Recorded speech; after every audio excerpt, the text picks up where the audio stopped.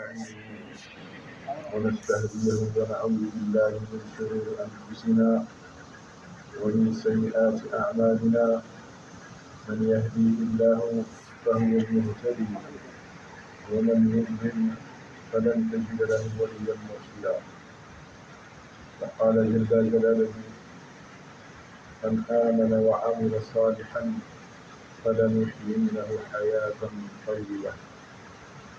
وقال جل جلاله: إن الذين قالوا ربنا الله ثم استقاموا تتنزل عليهم الملائكة ألا تخافوا ولا تحزنوا وأبشروا بالجنة التي كنتم توعدون نحن أولياؤكم في الحياة الدنيا وفي الآخرة ولكم فيها ما تشتهيه أنفسكم ولكم فيها ما تدعون نزلا من غفور رحيم.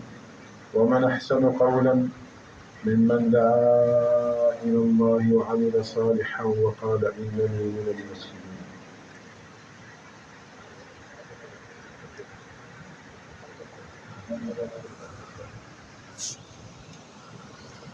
فكان النبي صلى الله عليه وسلم يقول في دعائه: اللهم اقسم لنا من خشيتك ما تحول به بيننا وبين معصيتك ومن طاعتك ما تبلغنا به جنتك ومن اليقين ما تهون به علينا مصائب الدنيا.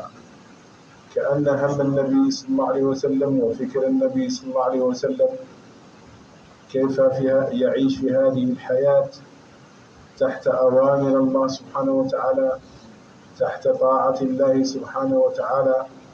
كان همه الوحيد كيف يعيش الإنسان على الإيمان المطلوب، ليس على الإيمان المولود، الإيمان الذي يحبه الله، الذي يريده منا الله سبحانه وتعالى. الله سبحانه وتعالى قال: إنما يخشى الله من عباده العلماء. كلما الإنسان اجتهد على قلبه، اجتهد على معرفة هذه الكلمة، ازداد إيمانه، وكلما اجتهد كذلك ازداد يقينه. الله سبحانه وتعالى يجعل له الحياة الطيبة في هذه الدنيا والآخرة. بسم اللہ الرحمن الرحیم۔ آپ علیہ الصلوۃ والسلام نے اللہ سے دعا مانگی: اللہم اقسم لنا من خشیتک ما تحول به بیننا وبین معصیتک۔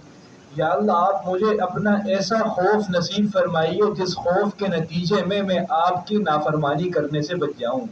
ومن الیقین ما تبلغنا به جنتک، ہمیں ایسا یقین نصیب فرمائیے جو یقین ہمیں جنت تک پہنچا دے۔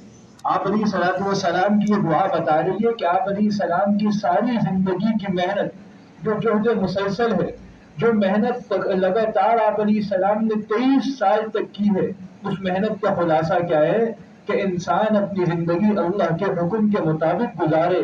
انسان کی ساری زندگی اللہ کے حکم اور آپ علیہ السلام کے طریقے کے مطابق گزرے، یہ انسان کامیاب ہے۔ اگر انسان دنیا میں اللہ کو راضی کر کے چلا گیا، اس مختصر سے وقت کو اس نے قیمتی بنا لیا، تو ہمیشہ ہمیشہ کی کامیابیاں اس کے لیے۔ قرآن میں اللہ فرما رہے: من عمل صالحا من ذکر او انثى وهو مؤمن فلنحيينه حیاة طیبہ، کہ جو اس زندگی کے اندر اچھے اعمال کرے، ایمان کی حالت میں نیک اعمال کر کے چلا جائے، فلنحيينه حیاة طیبہ، دنیاوی زندگی میں اس کے لیے انعام یہ ہے ہم اسے بہترین زندگی عطا کریں گے۔ یعنی آپ علیہ الصلوۃ والسلام کی محنت کا نتیجہ انسان اللہ کے حکموں کو پورا کرے، اور جب انسان اللہ کے حکموں کو پورا کرے گا تو پہلا انعام اللہ اسے دنیا میں دیں گے، اور وہ انعام یہ ہوگا کہ دنیا میں اللہ اس کی زندگی بہترین کر دیں گے۔ فأيها الأحباب الكرام، مدار هذه الدنيا في 3 أشياء. كيف نعرف ربنا سبحانه وتعالى؟ الله معنا، ينظر إلينا، شاهد علينا، خالق الكون، رفع السماوات بدون عمد، وآيات لهم الليل نسلخ منه النهار فإذا هم مظلمون، والشمس تجري لمستقر لها ذلك تقدير العزيز العليم. فالله سبحانه وتعالى جعل نظام في هذا الكون، خلق أشياء، وخلق سماوات، وخلق الأرض، وخلق الجبال، هو نظم هذا الكون. بقدرته سبحانه وتعالى، وما خلق ذرة عبثا. أفحسبتم أنما خلقناكم عبثا وأنكم إلينا لا ترجعون.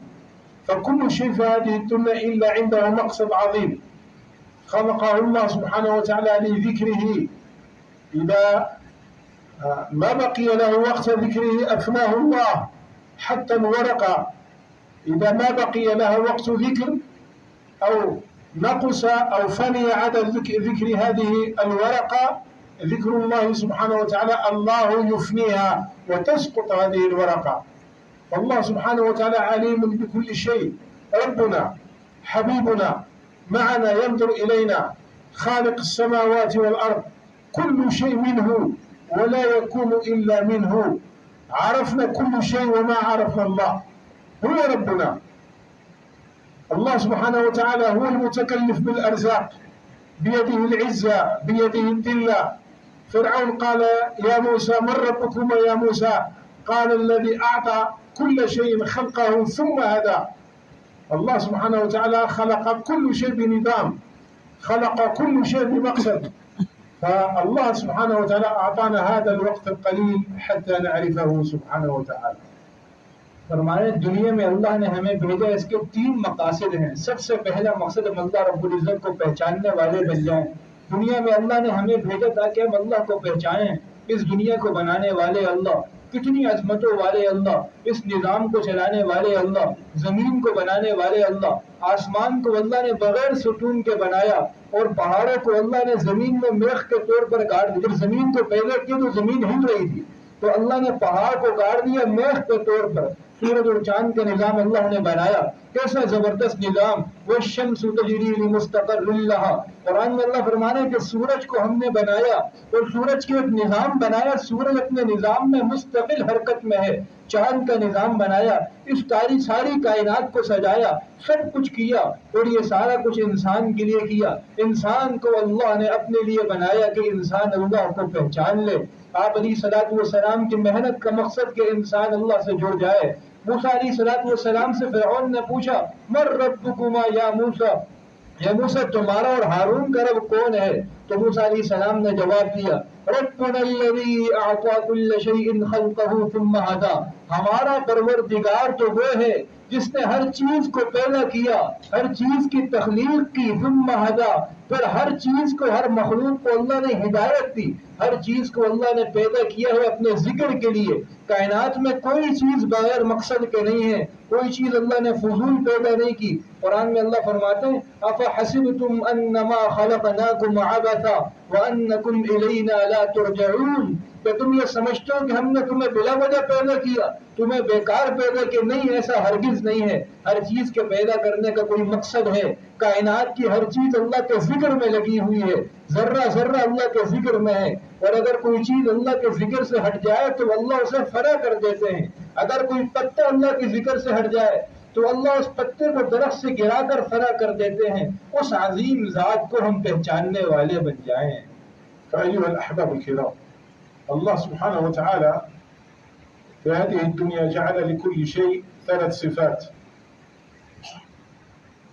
هو لفظ الشيء وصورة الشيء وحقيقة الشيء. عندما نقول أسد هذا لفظ أسد، واحد منا لا يتحرك عندما أقول أسد. ولكن إذا زدت من لفظ إلى صورة، جئت بصورة كبيرة فيها ما شاء الله صورة أسد وهو فاتح فمه وله قدمين وهيئة ما شاء الله، هذه لا تؤثر في القلوب ولا تؤثر فيكم ولا تؤثر في أي شيء، هذه صورة فقط. ولكن إذا أتينا بالحقيقة واحد ما يبقى في هذا الميدان، كل الناس تفر. هذه الحقيقة. فأيها الأحباب الكرام، في هذه الدنيا نجتهد على حقيقة الدنيا كيف تأتي في قلوبنا، حقيقة الدكان، حقيقة الأولاد، حقيقة الضيعة، حقيقة السيارة، كلها في قلوبنا ولنا لها طلب ومجاهدة. مع أن الله سبحانه وتعالى في هذه الدنيا أمرنا وأعطانا نسبة لجهود هذه الدنيا وقال وامشوا في مناكبها. ولكن الله سبحانه وتعالى كذلك أعطانا جهد الآخرة وقال وسارعوا إلى مغفرة من ربكم وجنات عرضها السماوات والأرض. فالعاقل أيها الأحباب الكرام يمشي تحت أوامر الله في هذه الدنيا مشي، لأن إذا زدت على المشي كأنك ترزق نفسك، وإذا مشيت أنت تمتثل لأوامر الله سبحانه وتعالى بهذا المشي. ولكن في الآخرة وسارعوا، لأن الجنة باقية عظيمة ما لا عين رأت ولا أذن سمعت ولا خطر على قلب بشر، كيف نبدلها بهذه لا تساوي عند الله جناح بعوضة. فرما رہے اللہ نے دنیا میں ہر چیز کی تین چیزیں عطا کی ہے، ایک اس چیز کا نام ہے، ایک اس چیز کی تصویر ہے، اور ایک اس چیز کی حقیقت ہے۔ مثال کے طور پہ کہتے ہیں شیر، تو ایک تو شیر کا نام ہے۔ اب کوئی بندہ اگر اسد کہے شیر کا نام لے تو کوئی حرکت نہیں کرے گا، اس لیے کسی کا نام بھی اسد شیر نہیں ہے۔ اور اگر یہاں پر شیر کی بہت لمبی چوڑی بڑی سی تصویر لے کر آ جائے، جس تصویر میں شیر کا منہ کھلا ہوا ہے، اس کے پنجے کھلے ہوئے ہیں، اور یوں لگے گا شیر ابھی کسی کے اوپر حملہ کرے گا، اور وہ تصویر یہاں پر لا کر کھڑا ہو جائے تو کوئی ہم میں سے حرکت نہیں کرے گا۔ شیر کی تصویر سے کسے ڈر لگتا ہے؟ لیکن اگر یہاں پر حقیقت میں شیر آ جائے تو ایک بھی یہاں پر نہیں رہے گا، سارے اٹھ کے بھاگ جائیں گے۔ پتہ چلا کہ تاثیر تو حقیقت میں ہے، تصویر میں کوئی تاثیر نہیں ہے۔ اگر شیر کی تصویر لے کر آئیں گے تو کسی کو خوف نہیں ہوگا، لیکن حقیقت میں اگر یہاں پر شیر آئے تو سارے یہاں سے چلے جائیں گے۔ تو میرے محترم دوستوں اور بھائیوں، آج ہمارے دل میں دنیا کی حقیقت بیٹھی ہوئی ہے۔ ہم نے دنیا کو اپنے دل میں بٹھایا، دکان کو اپنے دل میں بٹھایا، اولاد کو اپنے دل میں بٹھایا، ہمیں اپنے دل میں آخرت کو بٹھانا ہے۔ اللہ نے دنیا کو پیدا فرمایا انسان کے لیے، انسان کی ضرورت ہے۔ قرآن میں اللہ نے فرمایا وَامْشُوا فِي مَنَاكِبِهَا، دنیا میں چلو پھرو۔ دنیا کو اختیار کرنے سے منع نہیں فرمایا، بلکہ دنیا کو حاصل کرنا ہے، رزق ہے، اللہ نے لکھا ہے، انسان نے محنت کرنی ہے۔ لیکن دنیا کے اندر اللہ نے فرمایا وَامْشُوا، دنیا کے لیے چلو پھرو۔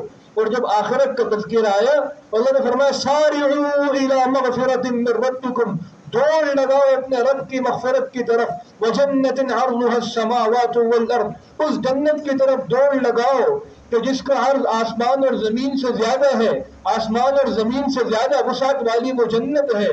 اعدت للمتقین، جس جنت کو اللہ نے تقوی والوں کے لیے تیار کیا، اس جنت کی صفت آپ علیہ السلام بیان فرما رہے ہیں ما لا عین رأت ولا اذن سمعت ولا خطر على قلب بشر، وہ جنت ایسی ہے جو کسی آنکھ نے نہیں دیکھی، اس جنت کی نعمتوں کو کسی کان نے سنا نہیں، اور کسی انسان کے دل میں اس جنت کی نعمتوں کا خیال بھی نہیں گزرا۔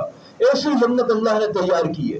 تو دنیا میں انسان محنت کرے لیکن چلے پھرے، تھوڑی بہت کوشش کرے۔ اگر انسان دنیا میں لگ رہا ہے اور کھپ رہا ہے تو گویا تو بتا رہا ہے کہ اپنا رزق میں خود حاصل کر رہا ہوں، حالانکہ رزق تو وہ حاصل نہیں کر رہا، رزق تو اللہ دے رہا ہے۔ تو اللہ نے فرمایا دنیا میں محنت کرو تھوڑی بہت، لیکن آخرت کی محنت میں دوڑنا ہے، اپنے آپ کو لگانا اور کھپانا ہے، اور آخرت کی محنت کو اپنا مقصد بنانا ہے۔